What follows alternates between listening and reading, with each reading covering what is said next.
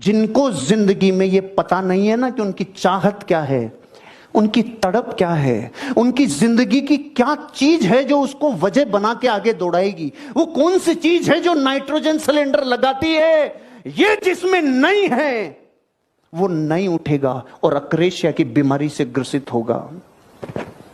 मैं आज से 7-8 साल पहले मेरे दोस्त को मेरी प्रेजेंटेशन दे रहा था जिस इंडस्ट्री में मैं हूं, तो मैंने उसको अपनी प्रेजेंटेशन देते टाइम कुछ बातें बताई, ये जबरदस्त रिजल्ट है। तो वो बैठा था और उसका कुत्ता सोफे पे बैठा था, तो मैं जैसे जैसे बताते जाऊं, मैंने प्रमोटर्स के बारे में बताया, कुत्ता करे मैंने पूछा भाई ये क्यों रो रहा है यार, ये क्यों रो रहा है? उसने कहा तो इसकी चिंता मत करे, इसको रोने दे। फिर मैं आगे बढ़ा, हमारे प्रोडक्ट जबरदस्त हैं, जबरदस्त रिजल्ट हैं, कुत्ता करे मैंने कहा प्लान बंद, पहले ये बता ये क्यों रो रहा है?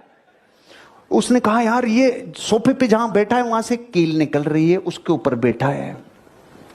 तो मेरे मन में वही प्रश्न आया जो आपके मन में आ रहा है, अरे जब कील पे बैठा है तो चूं चूं क्यों कर रहा है, उठ क्यों नहीं जाता?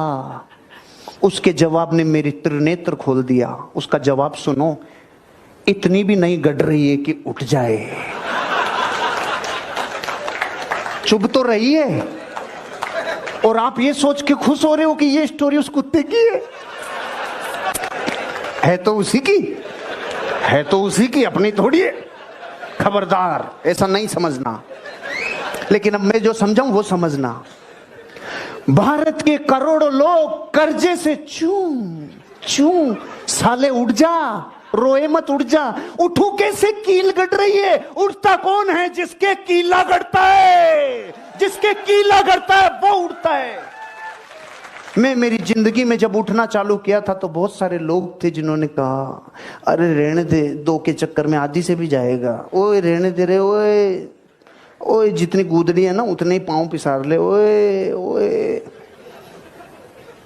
उनके कील गड़ रही थी तो वो चूं चूं, मेरे कीला गड़ रहा था, मेरे कीला गड़ रहा था। मुझे मेरी जिंदगी में अचीवमेंट करना है, टूटे हुए सपनों को जीतना है। ये कीले गड़ रहे थे, मुझे नेम फेम गाड़ी बंगला चाहिए, मुझे मेरी जिंदगी में पैसिव इनकम चाहिए, मुझे मेरी जिंदगी में मंथ का चक्कर नहीं, वीक का चक्कर नहीं, घंटों में इनकम चाहिए। ये कीला गड़ रहा था। आपके बच्चों जब आपसे पूछेंगे ना बापू क्यों नहीं उठा, उस टाइम पे ये मत बोलना कि मेरे कील चुभ रही थी, नहीं तो वो फाड़ देगा। आने वाली जनरेशन प्यार से नहीं पूछेगी, वो पूरा कॉलर पकड़ के पूछ सकती है। अपनी जिंदगी में अक्रेशिया की बीमारी तब आती है जब हमें पता ही नहीं हम क्या चाहते हैं, क्या चाहते हैं। अपनी जिंदगी में होश ही नहीं है, सजगता ही नहीं है। अरे सजग रहना भैया, जीवन में आपकी चाहत को स्पष्ट करो। एक बहुत बड़ा नेता एक साधु के छोटे से आश्रम में गया, क्योंकि उसने बहुत सुना था उस साधु के बारे में, और उसके मन में आया कि मैं एक बार जाकर के देखता हूं कि लोग इतनी तारीफ क्यों करते हैं उसकी। तो जब वो उस आश्रम में गया तो वहां पर एक छोटा सा कमरा था जहां पर एक कालीन बिछा हुआ था। वहां पर कुछ लोग बैठे हुए थे नीचे और साधु जी सामने बैठे हुए थे। कुछ सवाल जवाब चल रहा था। तो जैसे ही वो अंदर गया, वो अकेला नहीं था, उसके साथ में 4 बॉडीगार्ड्स भी थे, और उसको ये आदत थी कि जहां पर भी वो जाता था लोग अपनी जगह से खड़े हो जाते थे, उसकी तरफ देखते थे, हाथ जोड़ते थे, अपना सर झुकाते थे। लेकिन यहां पर ऐसा कुछ भी नहीं हुआ। साधु ने उसकी तरफ देखा तक नहीं, क्योंकि वो साधु किसी के सवाल का जवाब दे रहे थे। लेकिन नेता को इस बात पे गुस्सा आ गया। नेता को लगा कि ये मेरी बेइज्जती है। तो उस नेता ने साधु की बात को बीच में ही काटते हुए थोड़ा गुस्से से कहा, मैं आपसे कुछ कहना चाहता हूं। साधु ने उसकी तरफ देखा और बोले, आप थोड़ी देर रुकिए, पहले मैं इनके सवाल का जवाब दे लूं, उसके बाद में मैं आपसे बात करूंगा। तब तक अगर आप चाहें तो आप बैठ सकते हैं। बस साधु का इतना कहने की देर थी। नेता का चेहरा गुस्से से लाल हो गया और फिर उसने अपना सारा गुस्सा उस साधु के ऊपर निकाल दिया। अभी तक वो नेता बहुत ही तमीज से बात कर रहा था, यानी कि आप कह करके बात कर रहा था। अब वो तू तड़ाक पे उतर आया। नेता ने उस साधु को कहा, तुझे पता भी है मैं कौन हूं और तू किससे बात कर रहा है? साधु ने उसकी तरफ देखा और कहा, मुझे इससे कोई फर्क नहीं पड़ता कि आप कौन हैं, लेकिन आप जो कोई भी हैं, अगर आप चाहते हैं कि मैं आपके सवाल का जवाब दूं या आपसे बात करूं तो आपको कुछ देर रुकना होगा। और साधु के ये कहते ही नेता गुस्से से पागल हो गया और वहीं सबके सामने चीखने चिल्लाने लग गया, अब मैं तुझे तेरी असली औकात दिखाऊंगा। तूने मुझसे पंगा लेकर के ठीक नहीं किया है, तुझे पता भी है मैं तेरे बारे में क्या सोचता हूं। साधु ने फिर से उसकी तरफ देखा और बड़े ही प्रेम से कहा कि मुझे इससे कोई फर्क नहीं पड़ता है कि आप मेरे बारे में क्या सोचते हैं, आप जो चाहे वो मेरे बारे में सोच सकते हैं। फिर उस नेता ने बोला कि तू चाहे सुनना चाहता है या नहीं, लेकिन मैं तुझे बताऊंगा यही सबके सामने कि मैं तेरे बारे में क्या सोचता हूं। तू एक बहुत ही घटिया इंसान है, तू कोई साधु नहीं है, तू एक ढोंगी है, पाखंडी है, और यहां पर जितने भी लोग बैठे हैं उन सबको बेवकूफ बना रहा है। तेरा बस एक ही मकसद है कि इन लोगों की जेब में जितना भी पैसा है वो सब तेरे पास में आ जाए। तू अपने फायदे के लिए इन लोगों का इस्तेमाल कर रहा है, और अब मैं तुझे नहीं छोड़ने वाला, तेरा पर्दाफाश करके रहूंगा पूरी दुनिया के सामने।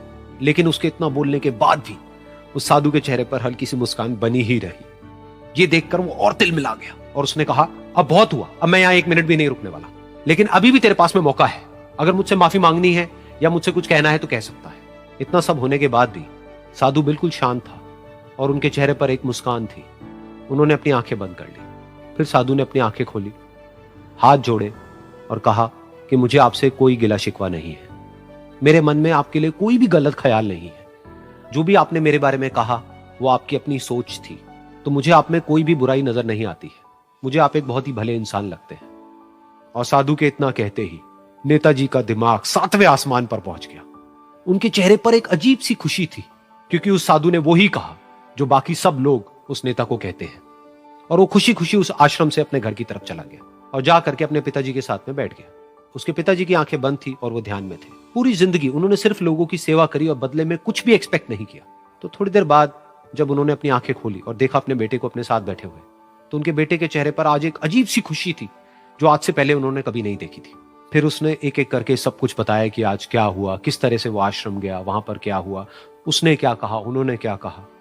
तो जब इसके पिताजी ने पूरी बात सुनी तो थोड़ा सा मुस्कुराए और अपने बेटे को देख करके बोले कि उन्होंने तुम्हारी तारीफ नहीं करी है, क्योंकि उन्होंने वो नहीं कहा कि जो तुम हो, उन्होंने वो कहा कि जो वो खुद है।